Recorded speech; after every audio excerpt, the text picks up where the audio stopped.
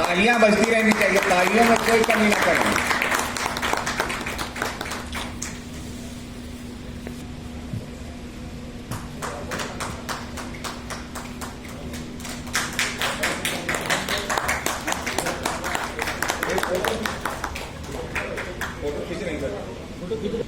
Doctor अभिषेक, आपसे अनुरोध, doctor प्रशांत sir को बुके देकर सम्मानित करें।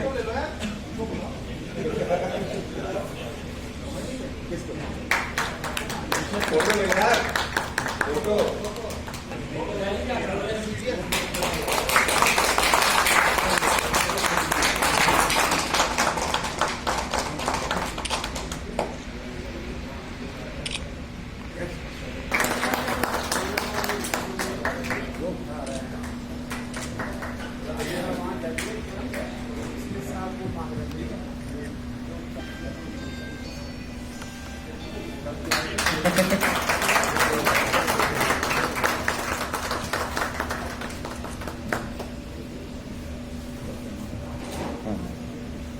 डॉक्टर मोहम्मद शाहिद जी से अनुरोध करूंगा कि वो डॉक्टर आनंद प्रताप जी का मुकुट पहनाकर स्वागत करें।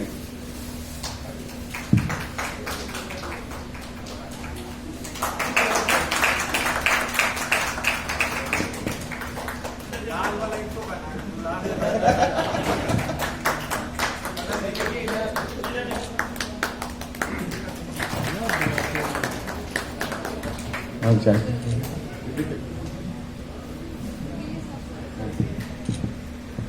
जितने पदाधिकारी हैं आज इस लान में उपस्थित हमारे जिले के मुखिया, हमारे माननीय चिकित्सा अधिकारी महोदय, माननीय उप चिकित्सा अधिकारी महोदय, डॉक्टर किशलय वाजपेयी सर जी, डॉक्टर शरद वैश्य सर जी और जितने भी अधिकारी, हमारे डॉक्टर मनु शर्मा सर जी, जितने भी अधिकारी और हमारे साथीगण RBS के आए हुए हैं, मैं पत्रकार बंधुओं से भी ये उम्मीद करता हूं कि कम से कम इस मैसेज को बढ़िया तरीके से फैलाएं। दूसरा, हमारा ये कहना है कि हमारे प्रदेश अध्यक्ष जी ने जो पद आज मुझे दिया है, मैं इस मंच के माध्यम से ये कहना चाहूँगा कि श्रीमान जी, इस पद का निर्वहन आपके सानिध्य में जिस तरीके से बताओगे उस तरीके से करता रहूँगा। मेरे काम में कोई भी कमी नहीं होगी, कोई कोताही नहीं होगी। और हम अपने साथियों से भी ये अनुरोध करते हैं कि अकेला चना भाड़ नहीं फोड़ सकता है। अगर आप हमारा साथ देंगे तो हम हर पल, हर दम, हर क्षण जहाँ भी चाहेंगे आपके साथ खड़े दिखाई देंगे। ये हम आपसे वादा करते हैं, क्योंकि इसमें लिखा हुआ है कि संघे शक्ति कलयुगे। इस कलयुग में बिना संघ के शक्ति भी संभव नहीं है, अकेला चना कुछ नहीं कर सकता है। इसलिए आप लोग हमारा सहयोग दें, हम आपके साथ हैं। जो दायित्व आप लोगों ने मुझे सौंपा है उसके लिए सदा ही तत्पर रहूंगा। कभी भी रात में 12 बजे, 1 बजे, 2 बजे जरूरत पड़े, मैं सदा ही आपके साथ खड़ा मिलूंगा। हम अपने प्रदेश अध्यक्ष से भी ये अनुरोध करते हैं और उम्मीद भी करते हैं कि जिस तरीके से हम लोगों को प्यार मिला दिया है आपने, इसी तरीके से हम लोगों को निभाते रहें, हम लोगों का साथ देते रहें। हम जिला हरदोई से आपको वादा दिलाते हैं कि आरबीएस के टीम कहीं पर भी पीछे नहीं होगी और हम अपने अधिकारियों को भी ये आश्वासन देना चाह रहे हैं कि हम आरबीएस के वाले हैं, लेकिन काम में पीछे नहीं रहेंगे। आप लोग जो मुझे दिशा निर्देश करेंगे, जो भी कहेंगे उसमें भी सहयोग करेंगे। साथ में हम ये भी चाहेंगे कि हमारा मान सम्मान ये सब बचा रहे। हमारा काम जनपद में शायद ही कई प्रदेश में दूसरा, तीसरा, चौथे नंबर पर होगा और हम अपने अधिकारियों से आज फिर इस मंच के माध्यम से कहते हैं, संघ तो अलग की चीज है लेकिन काम में भी हम पीछे नहीं रहेंगे। इसलिए आपके आशीर्वाद की भी जरूरत है और अपने साथियों से कहेंगे कि अपना काम अपने कर्तव्य निष्ठता के साथ करें। अगर कोई बाधा आती है तो हम आपके साथ हैं, सहयोग करेंगे, जहां जैसे भी हो सकेगा वैसे आपका साथ दे देंगे, क्योंकि कोई भी सपना बिना मेहनत किए, बिना कुछ कार्य किए पूरा नहीं होता है। किसी ने कहा है, मत सोच ये मेरे दोस्त कि तेरा सपना कभी साथ नहीं होगा, सच नहीं होगा। जिस इंसान का कर्म अच्छा होता है उसके जीवन में कभी भी अंधेरा नहीं होता है। तो जब हम अपने कर्म करेंगे, काम भी करेंगे, जो हमें काम दिया जाएगा उसको भी करते रहेंगे और उसके साथ साथ में जो अपने ये कार्यकारिणी बनी है, हम इन अब सभी बंधुओं से अनुरोध करेंगे कि अपना एक वो बना लें, ग्रुप बना लें। ग्रुप के माध्यम से सभी लोग संपर्क में रहें। कभी किसी की जरूरत पड़े तो हम लोग एक साथ मिलकर के उस कार्य को कर सकें। तो इसी के साथ हम ये भी कहना चाहेंगे कि जितने भी यहाँ पर हमारे पदाधिकारीगण आए हैं उनके लिए हम एक साल की व्यवस्था करके लाए हैं। कम से कम अपने सम्मान रूप में उसको भी ले लें और सभी लोग हमारे जितने भी अधिकारी हैं उनके भाषण सुनने के बाद भोजन व्यवस्था भी है उसको कर।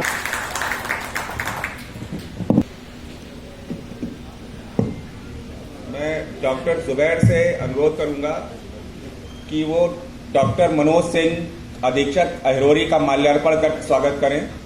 डॉक्टर हेमंत सर अधीक्षक सुरसा का माल्यार्पण कर स्वागत करें।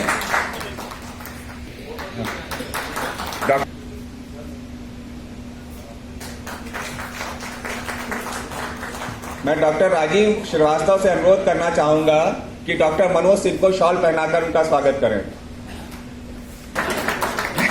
मैं मोहम्मद शाहिद जी से अनुरोध करना चाहूंगा। मंच पे उपस्थित आदरणीय मुख्य चिकित्सा अधिकारी महोदय, डॉक्टर आनंद प्रताप सिंह, प्रदेश अध्यक्ष राष्ट्रीय बाल स्वास्थ्य कार्यक्रम, डॉक्टर किसलय वाजपेयी, डॉक्टर प्रशांत रंजन और इस हॉल में उपस्थित सभी चिकित्सकों का मैं हार्दिक अभिनंदन एवं स्वागत करता हूं। बहुत अच्छा लग रहा है कि एक जो कार्यकारिणी का गठन जो जनपद स्तर पे हुआ है आरबीएसके का, और यहाँ पे जो इतनी संख्या में आप सब लोग मौजूद हैं, ये हम लोगों का एक जो एकता और एक बल दिखाता है। ये आवश्यक है हम लोगों के आज की परिदृश्य में, परिप्रेक्ष्य में, कि हम लोग एकजुट होकर कार्य करें और ये संख्या बल ही हमारी जो ताकत है। आप सबसे इस मंच के माध्यम से यही एक गुजारिश रहेगी, यही एक चीज़ कहना चाहता हूँ कि एकता तो बहुत अच्छी चीज़ है, एकजुट होना बहुत अच्छी चीज़ है, लेकिन जो निर्धारित शासकीय कार्य दायित्व हैं हम लोगों के, उनका अनुपालन जो हम लोगों को करना है वो एक लिमिट में रह के, एक जो निर्धारित मापदंड है, जो निर्धारित क्राइटेरियाज हैं, वो फुलफिल करना भी हमारे उत्तरदायित्व है। ऐसा नहीं है कि संघ का मतलब हर चीज़ में हम संघ बन गया है तो हम हर पॉलिसी, हर मैटर, हर चीज़ का ही विरोध करें। संघ का मतलब ये कतई नहीं होता है। संघ का मतलब ये होता है कि हम अपने व्यक्तिगत हित से ज़्यादा अपने संवर्ग के हित की बात करें। अक्सर ये चीज़ें देखने में आती हैं संघ के नाते कि जो संघ के सदस्य होते हैं वो इन चीज़ों को लेके बहुत ज़्यादा व्यथित रहते हैं, बहुत ज़्यादा परेशान होते हैं, और संघ के पदाधिकारियों से भी इन चीज़ों को लेके अक्सर मनमुटाव या दुराभाव आ जाता है कि हमारा ये मैटर था या हमारा ये व्यक्तिगत था, इस पे संघ ने कुछ नहीं किया। संघ व्यक्तिगत हितों से ज़्यादा संवर्ग के हित के लिए होता है। संघ उस चीज़ के लिए लड़ने के लिए खड़ा होता है जिसमें पूरे एक कैडर का एक हित होता है, व्यक्तिगत हित से ज़्यादा। और इस तरीके के जितने भी मैटर्स होते हैं उसमें हम आपको आश्वस्त करते हैं कि हमारा प्रांतीय चिकित्सा सेवा संघ शाखा हरदोई से लेकर केंद्रीय दल तक आपके इस तरीके की मैटर्स में हम हमेशा आपके साथ खड़े रहेंगे और आपको सपोर्ट करते रहेंगे। हम लोग एक दूसरे से अलग नहीं हैं, हम पूरा स्वास्थ्य विभाग हैं, हम आपके कंधे पे चलते हैं, आप हमारे कंधों पे चलते हैं। ये ना हमें कभी इस बात का गुमान होता है कि हम आपसे सुपीरियर हैं या हम बैठे हुए हैं, ना हमें कभी इस चीज़ का दुख होता है कि हमारे साथ और लोग हैं या नहीं हैं। और यही हमारी अपेक्षा आप लोगों से रहेगी कि आप हमें सपोर्ट करते रहें, हम आपको सपोर्ट करते रहें, और हम दोनों लोग मिलके शासन सत्ता को सपोर्ट करते रहें, जन जन को स्वास्थ्य सुविधाएं पहुंचाने में सपोर्ट करते रहें। धन्यवाद। क्रम में मैं डॉक्टर आनंद को आमंत्रित करना चाहूंगा कि वो आए और 2 शब्द कहें।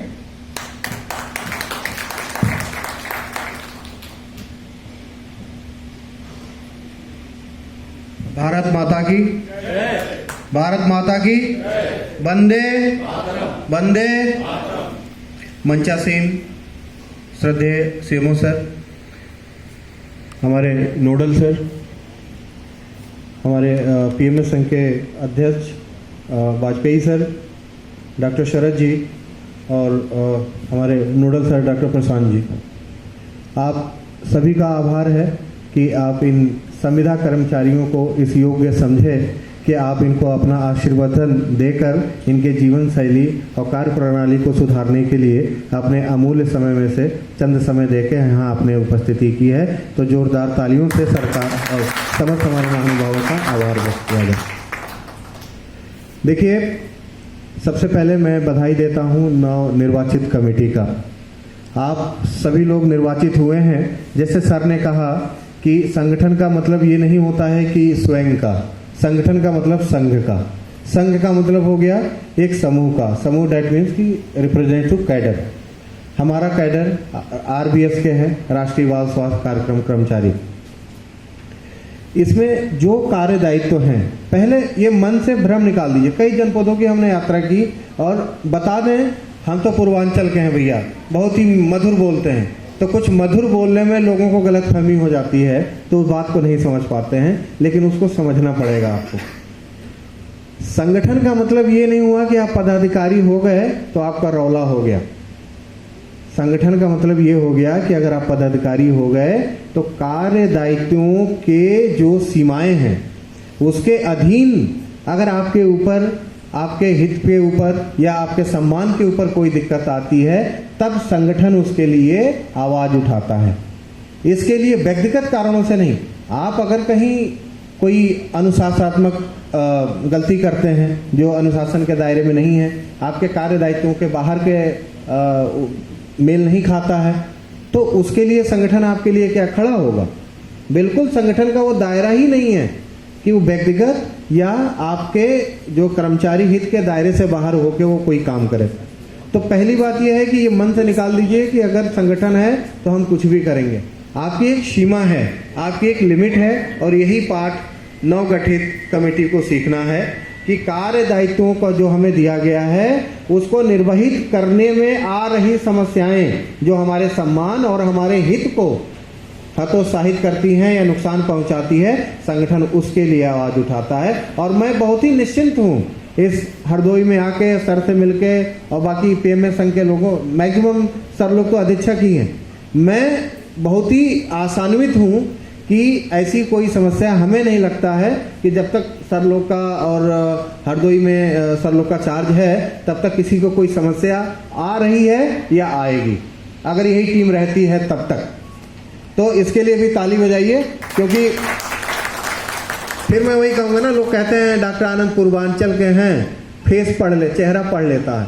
हाँ ठीक है, तो हमने पढ़ लिया चेहरा, तभी तो चेहरा पढ़ के सार्वजनिक मन से कह रहा हूं कि हमें लगता है कि अगर ये टीम यहां बनी रही तो हमारा कोई भी कर्मचारी अपने कर्मचारी हित की दुहाई देने या मदद मांगने सर के सामने नहीं आएगा, क्योंकि ऐसे जो हमने सर के बारे में सुना, आप खुद बोलेंगे, आप खुद जानते हैं कि क्या आपको किसी समस्या को लेकर सर के दरवाजे पे जाना पड़ा, कोई पत्राचार करना पड़ा?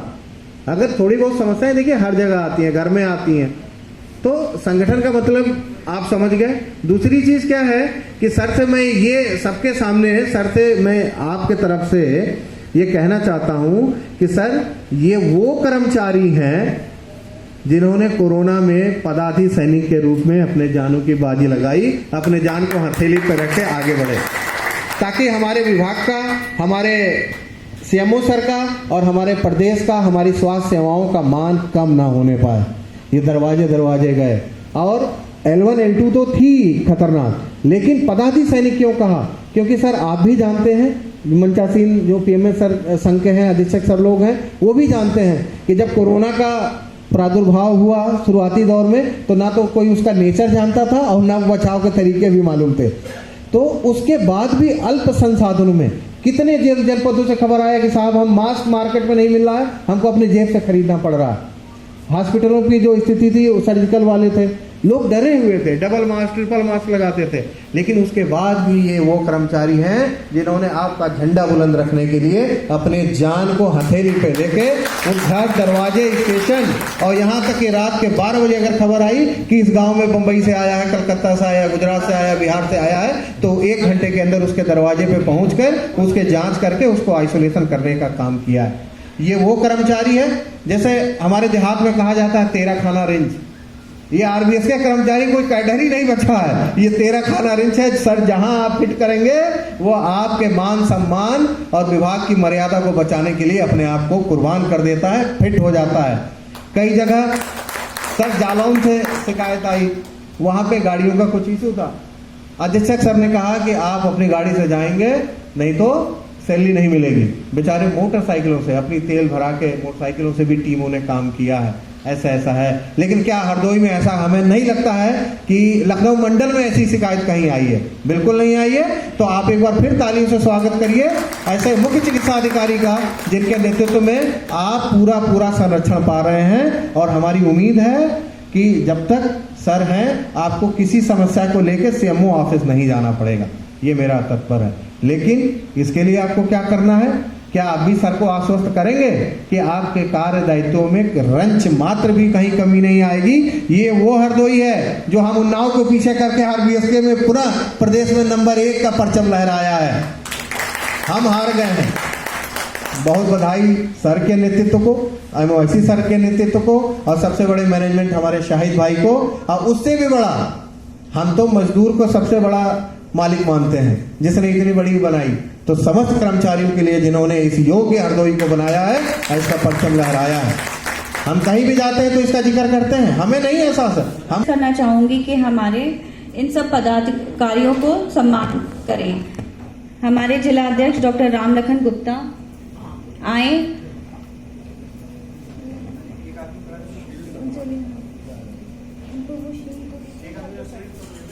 हमारे सीएमओ सर का स्वागत शील्ड के द्वारा किया जाए, डॉक्टर रामलखन गुप्ता द्वारा। कृपया ताली बजती रहनी चाहिए। आनंद जी का स्वागत किया जाए, किया जा रहा है।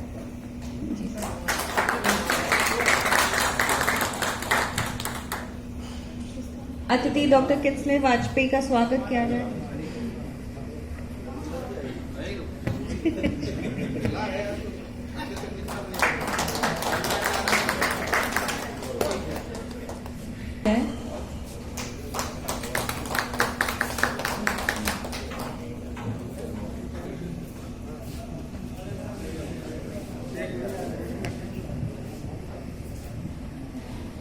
धन्यवाद। सबसे पहले मैं आपकी टीम को, जो नवनिर्वाचित टीम है हरदोई जनपद की, उसको ढेर सारी बधाइयाँ। आज इस कार्यक्रम के मुख्य अतिथि डॉक्टर आनंद, हमारे संघ के डॉक्टर किसले अध्यक्ष, डॉक्टर शरद सचिव, डॉक्टर प्रशांत रंजन, हमारे आरबीएस के कार्यक्रम के nodal, doctor Praveen Dikshit, doctor Manu, Hemant, Manoj, हमारी आरबीएस के की पूरी टीम जो यहाँ बैठी हुई है। आज सब चीज़ें तो बोल दी गई। वक्ता हमारे दोनों शरद जी भी प्रखर वक्ता हैं, आनंद जी भी प्रखर वक्ता हैं। आरबीएसके के बारे में क्योंकि हम लोग कोरोना की विभीषिका अप्रैल 19 से झेल रहे हैं ना। पहला केस हमको लगता है कि 1-2 अप्रैल को आया था। हम मिर्जापुर में थे, नहीं 20 नहीं 19 में हुआ था। वो तो दिसंबर आया, लेकिन हम लोग के पास पहला केस आया हमको लगता है 1 या 2 अप्रैल को आया था 19 में। 1 या 2 है 2000, हाँ 20 अप्रैल हुआ, 21, हाँ 22, हाँ ठीक, एकदम ठीक बता रहे हैं। 2020 अप्रैल के फर्स्ट वीक में 1 या 2 तारीख को पहला केस आया। उस समय तक हमको कोविड के बारे में किसी को कोई जानकारी नहीं थी और धीरे धीरे आप लोगों ने देखा कि ढेर सारी नई चीजें आई। कभी हम लोग कुछ दे देते थे मरीज को, कभी कुछ दे देते थे। अब सारी चीजें स्टेबलाइज हो गई। सेकेंड वेव में तो फर्स्ट वेव में दहशत बहुत ज्यादा थी क्योंकि किसी को कुछ पता नहीं था, हर आदमी डरता था। बाप बेटे की लाश नहीं छूता था, बेटा बाप की लाश नहीं छूता था, कम से कम 1 किलोमीटर दूर खड़ा रहता था। आप लोग भी वो दिन देखे होंगे, पुलिस, चिकित्सा विभाग, प्रशासन दाह संस्कार के लिए जाता था। सेकेंड वेव में विभीषिका सबसे भयानक थी और उसमें मृत्यु भी बहुत हुई। कोई भी परिवार, कम से कम उत्तर प्रदेश के बारे में तो मैं जरूर कहूँगा कि कोई सगा सेकेंड वेव में जरूर गया। ब्लड रिलेशन, चाहे वो माँ के साइड से था या पिता के साइड से था, भाई के साइड से था, बहन के साइड से था, कहीं ना कहीं सबको मृत्यु का सदमा झेलना पड़ा, हर परिवार को। फर्स्ट वेव हो चाहे सेकेंड वेव हो चाहे तीसरी वेव हो, 2 चीजें मैंने मार्क की। एक तो पूरे कैडर का, सरकारी डॉक्टर को, सरकारी तंत्र को कुछ समझा ही नहीं जाता था। सोचते थे कि ये बेकार है, किसी काम के नहीं है। उस समय लाखों रुपया